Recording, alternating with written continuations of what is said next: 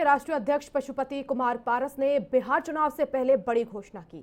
उन्होंने कहा कि आज से उनकी पार्टी आरएलजेपी का एनडीए से कोई नाता रिश्ता नहीं है और विधानसभा चुनाव में जहां हमें सम्मान मिलेगा उस गठबंधन में हम लोग जाएंगे।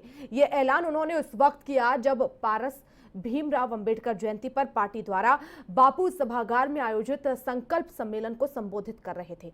उन्होंने पूर्व केंद्रीय मंत्री रामविलास पासवान को भारत रत्न देने की मांग भारत सरकार से की है। हम बात करेंगे एमएलसी साहब से। एमएलसी साहब, आज एक बड़ा ऐलान, एनडीए का साथ छोड़ा। लंबे समय तक आप लोग एनडीए के साथ थे, आज एक बड़ा ऐलान किया पारस जी ने कि मैंने एनडीए का साथ छोड़ दिया। क्या 243 सीटों पर तैयारी या महागठबंधन का रुख करेंगे आप? देखिए, अभी तत्काल तो चलो गांव की ओर और पूरे बिहार का दौरा हम लोगों ने किया है और आज आपने देखा कि कितना सफल हमारा कार्यक्रम रहा है। अभी निर्णय होगा आगे कि हम लोग पूरे बिहार में चुनाव लड़ेंगे या किसी गठबंधन के साथ जाएंगे। एक सवाल और उठाया, प्रिंस पासवान ने एक बड़ा सवाल उठाया कि जो लोग मतलब कह सकते हैं कि दलितों के रहनुमा बन रहे हैं, सीधा सीधा उन्होंने चिराग पासवान की तरफ इशारा किया है। परिवारवाद पर जो बातें चली उस पर भी खुलकर कहा है और एक ऐलान बड़ा कर दिया कि अगर सरकार इस तरह की बनती हो, वो अगर सरकार में कभी आते हैं तो पहले कलम से जो लोग भी शराबबंदी में जेल में बंद हैं उनको सबसे पहले रिहा किया जाएगा। क्या कहेंगे आप? नहीं, निश्चित रूप से शराबबंदी बहुत सफल बिहार में नहीं है, तो या तो सरकार इसको सफल करे, अगर सफल नहीं हो पा रहा है तो इसको खोल देना चाहिए। जितना मांझी ने भी इस पर कई सवाल उठाए हैं, कई बार कहा है जितना मांझी। हाँ, स्वाभाविक चीज है ना, ये बिहार में कहीं भी शराबबंदी आपको लग रहा है कि कहीं सफल है, अगर सफल नहीं है तो सरकार या तो इसको सफल करे या। लेकिन बीजेपी तो बार बार आप लोगों को सवाल उठाए कि कुछ होना नहीं है। 2025 से पहले जो भी लोग ये कर रहे हैं, आने वाले समय में 2025 में जो है बिहार में सरकार जो है एनडीए की बनेगी। बाकी लोग जो कर रहे हैं वो सब जनता देख रही है। नीतीश कुमार ने 17 सालों में विकास किया, ये तो बिहार की जनता तय करेगी और जब आगे आने वाले समय में जब चुनाव होगा तभी ये कोई तय कर पाएगा कि सरकार किसकी बनेगी। आप लोग लालू जी के साथ जा रहे हैं? देखिए, आपको मैंने साफ साफ कहा कि अभी हमारे पार्टी का जो संसदीय बोर्ड की बैठक होगी उसमें ही तय होगा, जैसा कि राष्ट्रीय अध्यक्ष जी ने कहा है। लेकिन एक बात मैं निश्चित रूप से बताऊंगा आपको कि या तो एक विकल्प है कि पूरे बिहार में चुनाव लड़ा जाए, दूसरा विकल्प है कि जब एक को हमने छोड़ दिया तो दूसरे के साथ जाएं। कि ये जो कह सकते हैं ऐलान है वो आने वाले समय में कितना रंग लाएगा, पशुपति पारस के लिए एक बड़ा सवाल है। सहयोगी दीपक के साथ संजीव राय, हिंदी खबर, पटना। पशुपति पारस ने एक बड़ा ऐलान कर दिया, एनडीए का साथ वो छोड़ दिए हैं और एनडीए सर आपने एनडीए का साथ छोड़ दिया। एनडीए के साथ मैं नहीं छोड़ा। एनडीए गठबंधन के लोगों ने हमारी पार्टी, क्योंकि दलित की पार्टी है, इसलिए उन लोगों ने मेरे साथ में, हमारी पार्टी के साथ में न्याय नहीं किया और फिर भी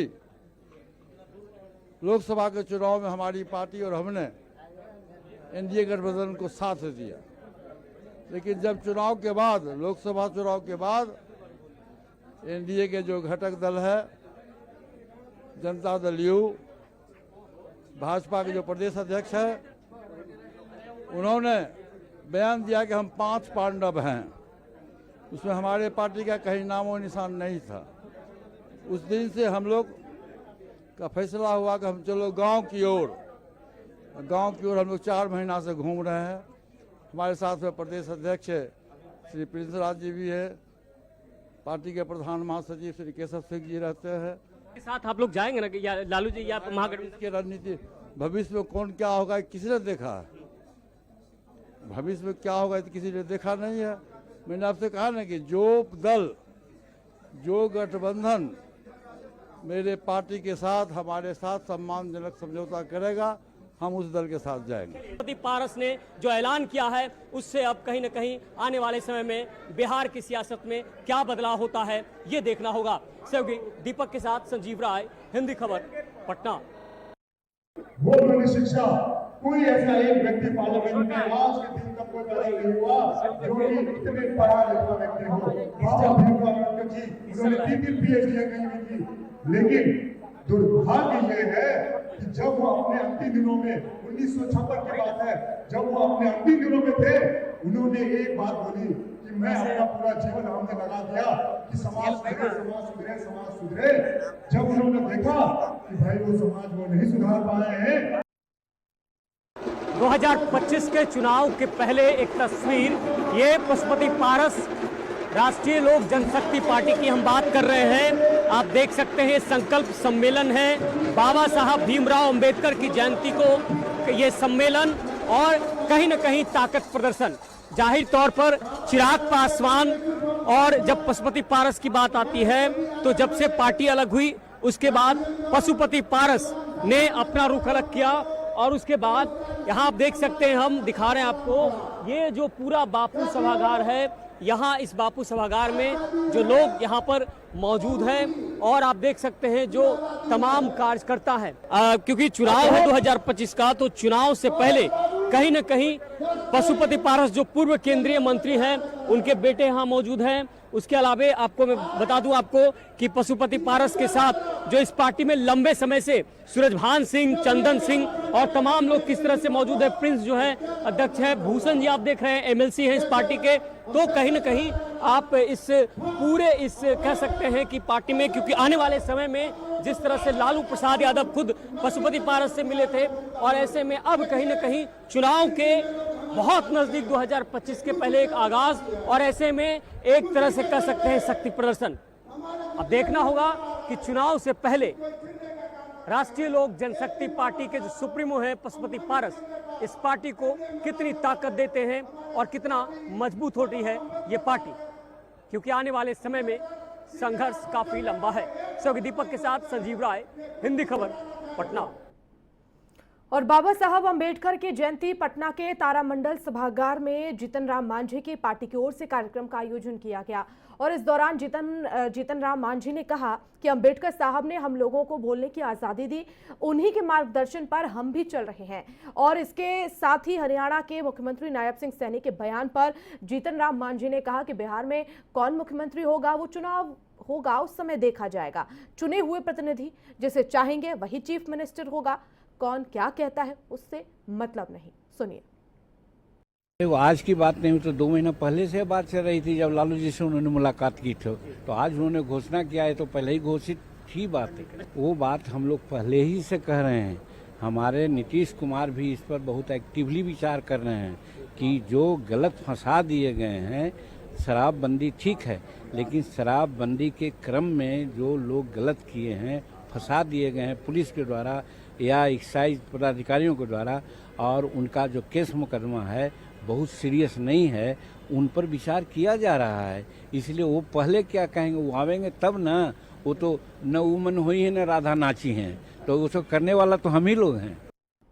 संतोष जी, पशुपति पारस ने आज ऐलान कर दिया एनडीए का साथ हम पूरी तरह से छोड़ रहे हैं, और आने वाले समय में उन्होंने ऐलान किया है कि आने वाले समय में एक बड़ा ऐलान होगा, एक बड़ा ऐलान करेंगे। देखिए, पारस जी बहुत पहले छोड़ चुके हैं, आज ऐलान किए होंगे, लेकिन हम लोग जान रहे हैं कि पहले से छोड़ चुके हैं। राजद के साथ उनकी बातचीत हो रही है, महागठबंधन में वो चले गए हैं, तो कोई नई बात नहीं है।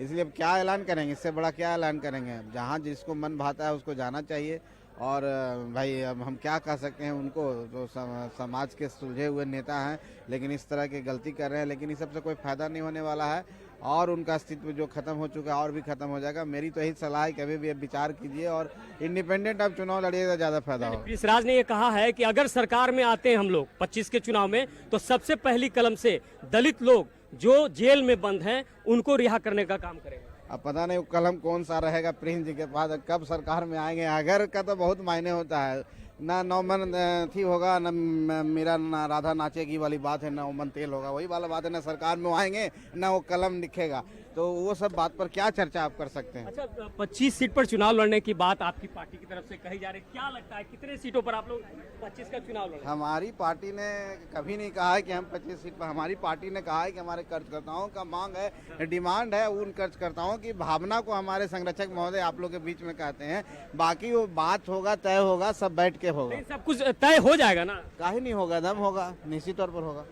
ये थे हमारे साथ बिहार सरकार के मंत्री संतोष सुमन। इन्होंने भी कहा कि आने वाले समय में एनडीए की ही सरकार बननी है, महागठबंधन भले ही बड़े सपने देख ले, लेकिन चुनाव की रणनीति तय है कि आगे क्या होगा। सहयोगी दीपक के साथ संजीव राय, हिंदी खबर, पटना।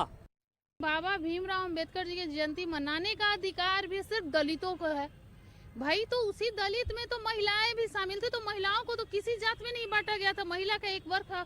बाबा भीमराव अंबेडकर जी का कहना था कि भारत देश जो है दो समाज से चलता है, एक पुरुष समाज से, एक महिला समाज से। तो हम तो जाति में नहीं बटे, हम तो वही के वही हैं। हम तो स्वर्ण की महिला हो चाहे दलित की महिला हो, शोषण तो दोनों जाति की महिलाओं को हुआ था। तो ये नहीं कहना चाहिए कि दलित का नेता या फिर वही बात आ रही है। ये अब देखिए राजनीतिक विचारधारा समय के साथ साथ लोगों की बदल जाती है। और छत्तीसगढ़